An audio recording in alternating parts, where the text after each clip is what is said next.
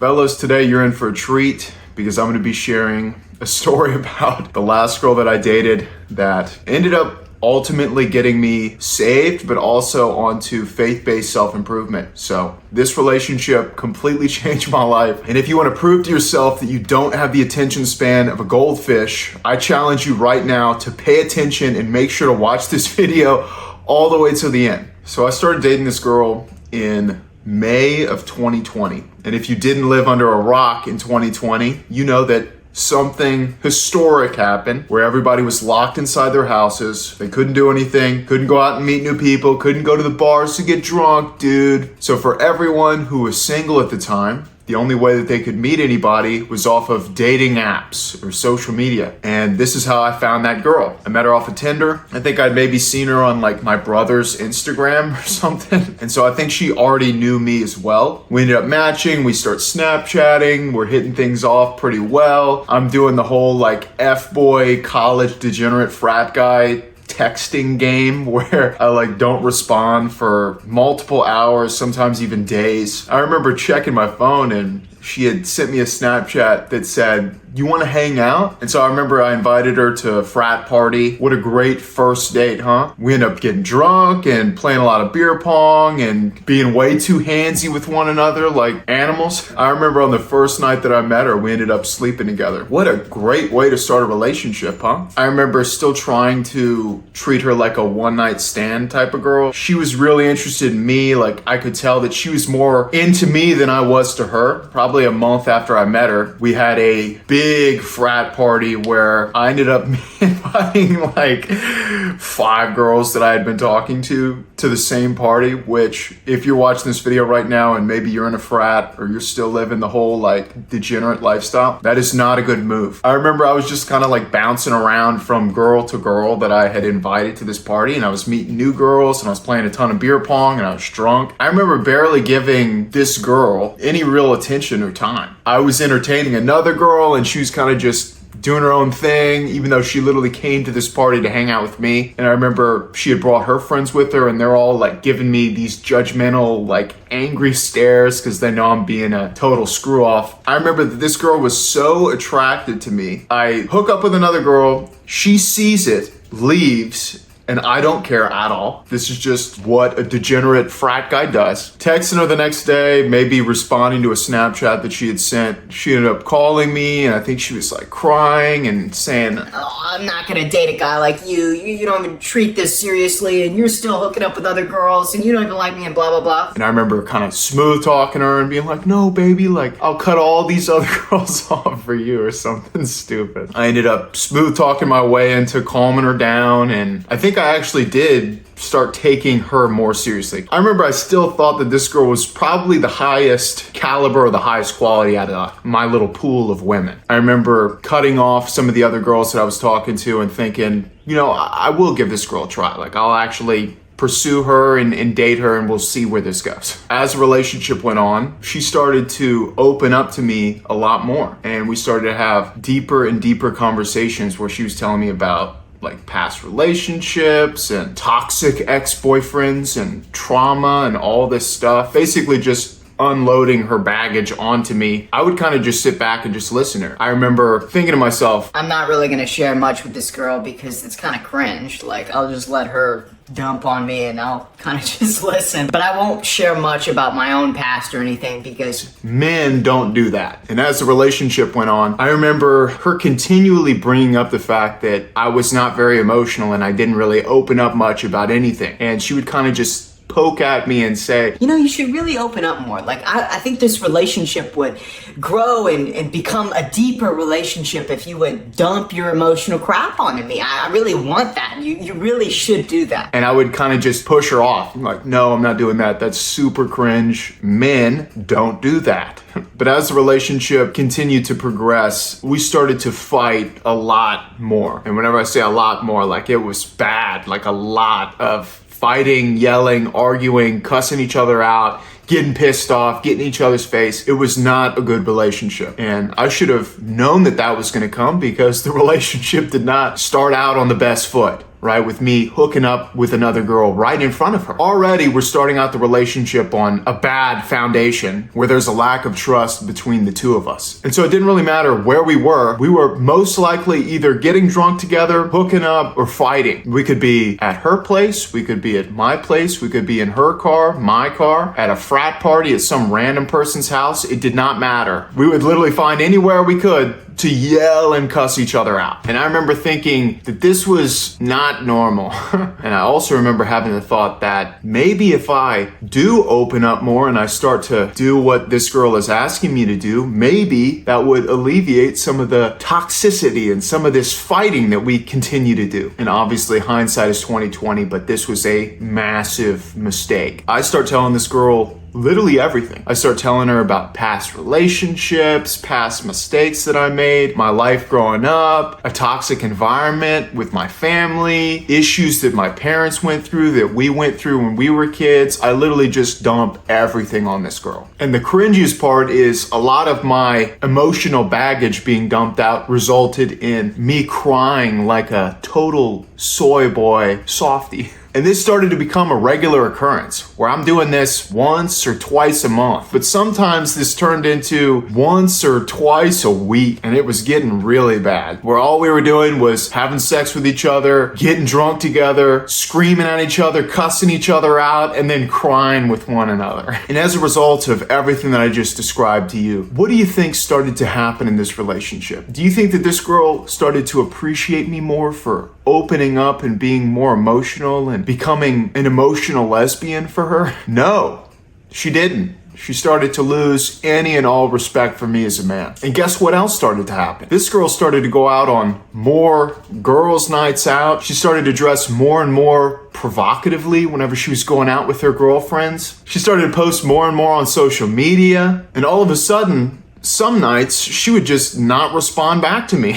And I remember that this led to a couple of arguments where I started to sense that I'm losing my control over this girl in this relationship. Like, I can tell that this girl is starting to wander off into becoming single territory. And I remember all of this culminated into a conversation that I had with her in her car. This had happened right after I'd gotten her ice cream and I had actually bought her a pair of brand new Ray-Ban sunglasses for Christmas. Me being an idiot, I'm thinking that the relationship is going great. It's almost Christmas. We're gonna have a good Christmas together. I just bought her all this stuff. She's gotta like me a lot. This has gotta be like peak level attraction for me. And we pull up in my front yard, and right before I get out of the car, she stops me and she tells me that she doesn't think that she feels the same way for me anymore. And in fact, she tells me that she doesn't think that she loves me anymore. And up until this point in my life, I had never heard that before from any girl. And I remember thinking to myself, what do you mean you don't love me anymore? What are you talking about? I just spent all this money on you. I got you some Borden's ice cream and I got you a brand new pair of sunglasses. What do you mean you don't like me anymore? Couldn't you have told me that before I spent all this money on you, sweetheart? And this girl goes on to dump me in the car to tell me that she doesn't love me anymore and that we should take a break. And of course, I did what any mature, grown, masculine man would do after getting dumped. I decided to block her on all forms of social media. I block her phone number and I proceed to cry into my pillow for hours. And honestly, I thought that that was the end of it, but I was wrong. About 4 hours later, I ended up getting a phone call from a random phone number and I ignore it, but then it calls again and I ignore the phone call, but then the same number calls me again. And so I think, who the hell is calling me right now? And I pick it up and it's this girl and she's crying into the phone and telling me how much of a mistake she made. And the second she got back to her apartment, she realized what a horrible mistake she had made and that she had to call me to rekindle things and to get me back. Like an idiot, I think, oh, baby, it's okay. Sure, we can get back in a relationship together. I love you. And so we get back together. Things start out better than they were before, kind of like a honeymoon phase part 2. And ultimately the relationship ends up becoming even worse than it was before it ended the first time. She starts to become an absolutely insufferable person to be around, to deal with. And so about a month after us getting back together. I end up breaking up with her over text. And so 4 hours after breaking up with her, I get a Snapchat from one of my good friends. And he says, dude, what happened with you and the girl? And I think to myself, what do you mean what happened? Like, how do you know? and he goes on to tell me, bro, like, I'm at the bar right now and your girl just walked in with another guy. Like, what happened? What do you mean she just walked in with another guy? We literally just broke up 4 hours ago, dude. And as I start processing this, I'm thinking to myself, it wasn't like she met a guy at the bar and they hit it off and they started talking. Like, she literally walked into the bar with another guy, which means over the last month of us being together after the breakup, she's been talking to some other guy on the side. And it was at that point that I hit rock bottom. I remember that night sitting on my couch and just crying and crying and crying and crying and crying. I remember my head hurt so badly. I remember there was so much pressure in my head.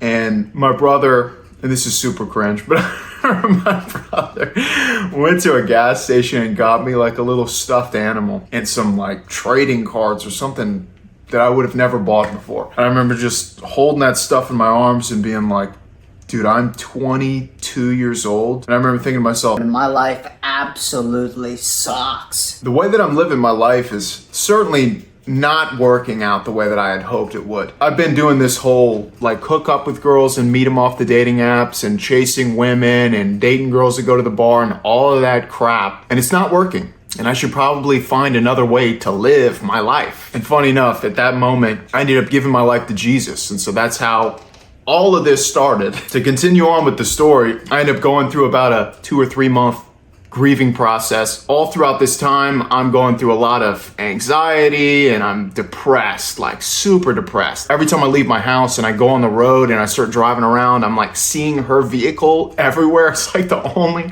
vehicle that I can see on the road. I'm going out to the bar still to try and get my mind off of things, and I'm getting drunk and I'm running into her and I'm seeing her with other dudes. And I'll never forget this one moment that I had in this bar where this guy who I had known for years, who was in another fraternity, walks right up to me and we start talking like we normally did whenever I'd see him at the bar. He's like, dude, how are you and the girl? And I'm like, oh, dude, we ended up breaking up. Like, we're no longer dating. And he's like, oh, man, that sucks, dude. And then he looks at me and he says, bro, she's such a tease. And I'm like, what are you talking about? He's like, dude, yeah, man, like, I've been, like, hooking up with her, bro, but, like, she's such a tease. Like, she won't let me F. And I look at this dude, and I'm like, dude, are you telling me right now that you're trying to bang my ex-girlfriend? And he's like, oh, dude, and he's, like, plastered. And I look at my buddy, one of my best friends from college, and I'm like, did you just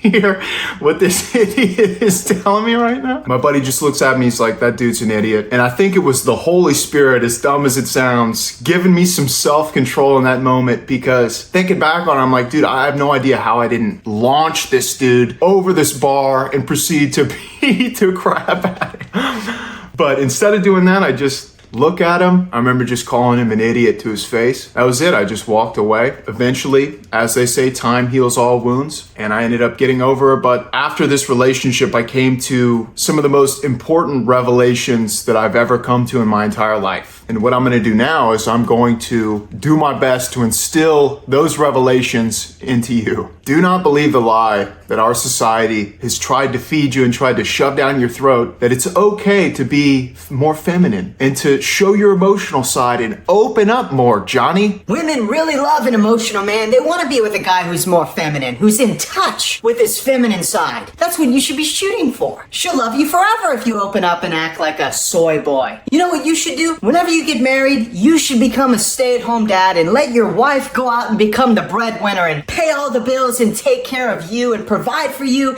and provide for the kids. And you can just stay at home all day and play video games and screw off. That relationship is gonna last forever. It's gonna be awesome. And I promise you, she's not gonna lose respect for you at all. She's gonna love you. I want you to realize right now that the lie that feminists are trying to shove down your throat of being more emotional, of being more in touch with your feminine side and being more emotional and being soft and being weak is okay, is a lie from the pit of hell. If God created you with a wiener, he created you to be a man, not to be a little effeminate soy boy. And good feminine women want a strong, masculine, godly man to be in a relationship with. A man with purpose, a man with ambition, a man with drive. They want to be able to trust in your leadership. They want to be able to count on you to provide for them and to protect them. God created man in his image, and God was a worker. God created all things. Everything that you see around you right now, if you just pause this video and you look around your room, was created by God. And if God worked and God created and man was created in God's image, then that means that man was created to create and to work. 1 Corinthians chapter 16 verses 13 and 14 says this. It says, "Be watchful, stand firm in the faith, act like men and be strong, and let all that you do be done in love."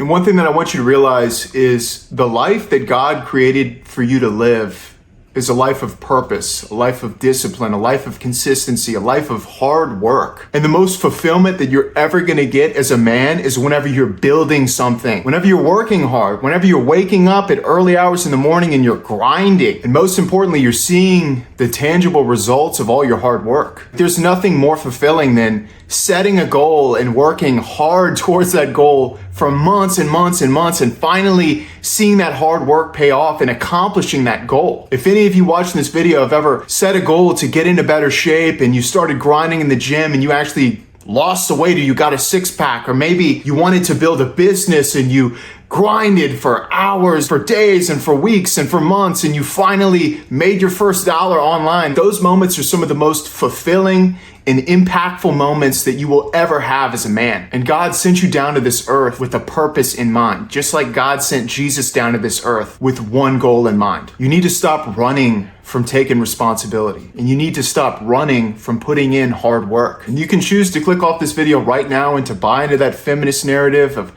be more emotional and let the women in your life work for you, and you don't have to be strong or tough or be disciplined. You can just let your woman do that, and you can date a girl who's more masculine than you, and that's totally fine. I promise you, if you buy into that, your dating life and the relationships that you have in the future will always fail miserably. Take it from me. I've been there. I've tried all that crap. It does not work. The structure that God intended for relationships and most importantly for marriage is between a man who is masculine and submitted to Christ and a woman who is in her feminine who is submitted to the man. And I guarantee you that anything other than the way that God intended for a relationship to be will never work. And also realize that if you want a better life for yourself, the only person that has control over that is you. And I'm challenging you right now to step up to the plate, to take responsibility, and to become the man that God has created you to be. God wants so much more for you. He's using me right now to call you to a higher standard for the way that you're living your life. The feminine,